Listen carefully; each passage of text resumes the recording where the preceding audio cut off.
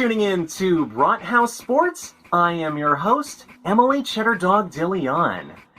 The 2024 NFL Draft has come and gone, and now we have to discuss what the Cleveland Browns have picked. With the 54th pick, the Browns chose defensive tackle Michael Hall Jr. from The Ohio State University. No, he is not Dexter Morgan. The native of Streetsboro, Ohio, played 3 seasons with the Buckeyes where he accrued 45 tackles, 10 tackles for a loss, and 6 sacks.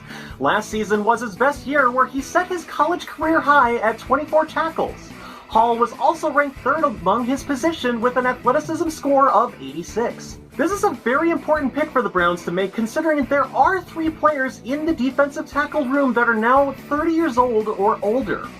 What we should love about picking Michael Hall Jr. is his exceptional skills at pass rush and that he'll be paired with Jim Schwartz. Right now, it shouldn't be expected that he will be contributing significantly in 2024, but being behind Shelby Harris, Dalvin Tomlinson, and Quinton Jefferson will help him enhance his skills behind veterans and solidify the Browns' defense in the long run. In round 3 with the 84th pick, the Browns selected guard Zak Zinter from the Michigan Wolverines. A former rival of Michael Hall Jr., thanks in part to the rivalry the Buckeyes fans know all too well, are now teammates in the NFL.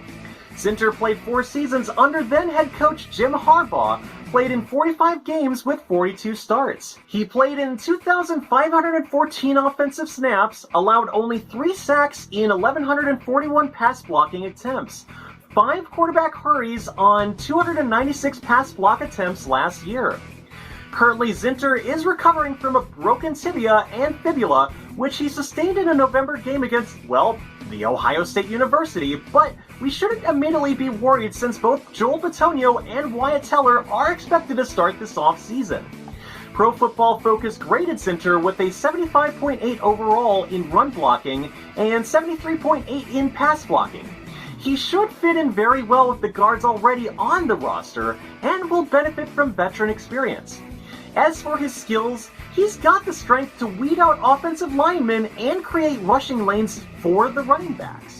Besides trading their 123rd and 136th picks to both Houston and Denver, they do use their 156th pick in the 5th round for wide receiver Jamari Thrash from the Louisville Cardinals. Initially between 2019 through the 2022 seasons, he played with Georgia State, but did transfer to Louisville at some point. In his career overall, he made 167 receptions for 2,610 yards and 18 touchdowns.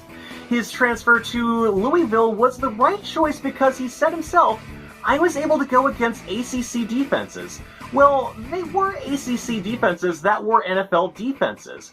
So just being an ACC and going against different competition and playing with Coach Jeff Brom, it also helped me with a lot to mature and pick up on a lot of things getting into this. Well, actually heading into my NFL career. End of quote. A problem that fans might initially be cynical of is that half of the drops he made in his college career happened last year. But context is needed because he did take a wrist injury. The positives of this pick is that he can play well against man coverage due to his physicality. He will, however, could be risky because of his shorter arms and struggles to make contested catches against defensive backs with consistency.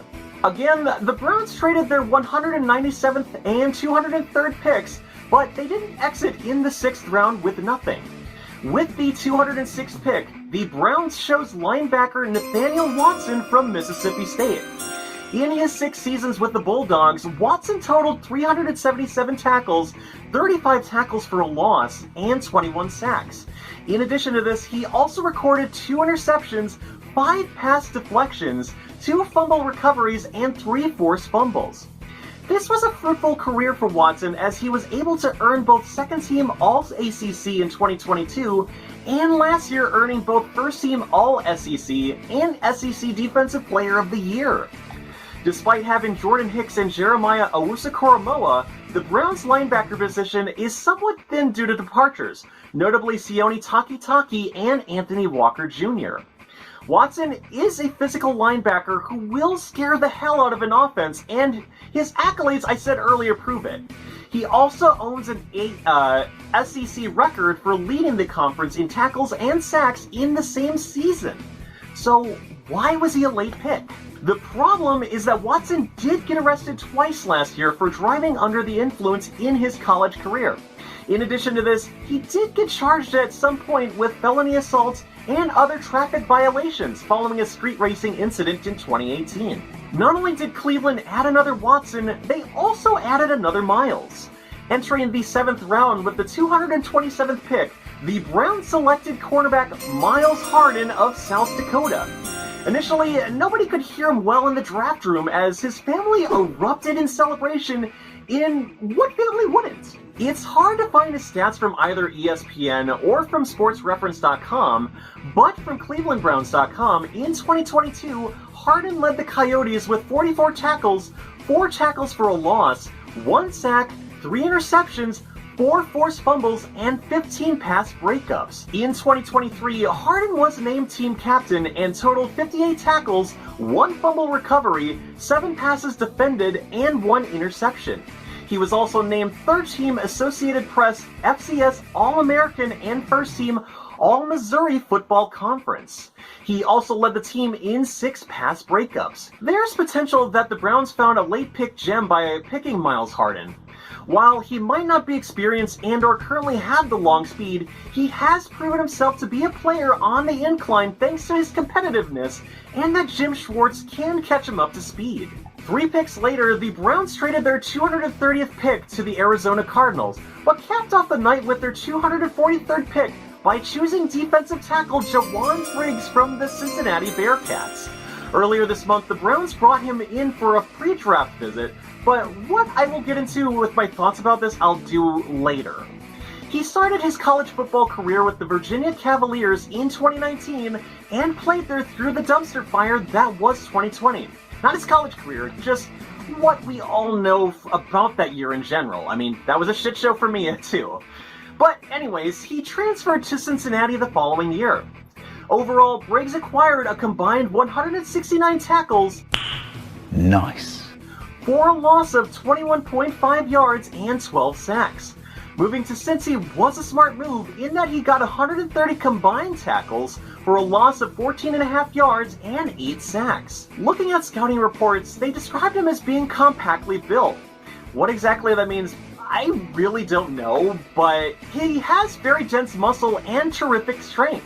He has initial step and heavy hands that should appeal to multiple schemes, though he can lose his gap control. In short, he's most likely going to be on the Browns practice squad, as he will be a work in progress. Overall, it's agreed by pundits that the Browns knocked it out of the park with drafting Michael Hall Jr., but for some reason they don't like Zak Zinter. But Zinter's going to see his ceiling raised by studying behind Joel Bitonio and Wyatt Teller. In short, with my personal grade for this, I give it an A-. I think they did a lot better than the mainstream sports pundits will say. And thank you again for tuning in to Brathouse Sports. Once again, I'm your host, Emily Cheddar Dog DeLeon. Please like and subscribe and turn on the notification bell, as I greatly appreciate it. It's also how you can find more of my videos and help me get through the algorithms as well. Once again, I'm your host, Emily Cheddar Dog DeLeon, and I will see you next time. It's hard to find his stats from either ESPN or from sportsreference.com, but from clevelandbrowns.com, in 2022, Harden led the Coyotes with 44 tackles, 4 tackles for a loss, 1 sack, 3 interceptions, 4 fumbles. It's getting hot in here. So take off all your clothes. I am getting so hot. I'm gonna take my clothes off. I gotta focus here.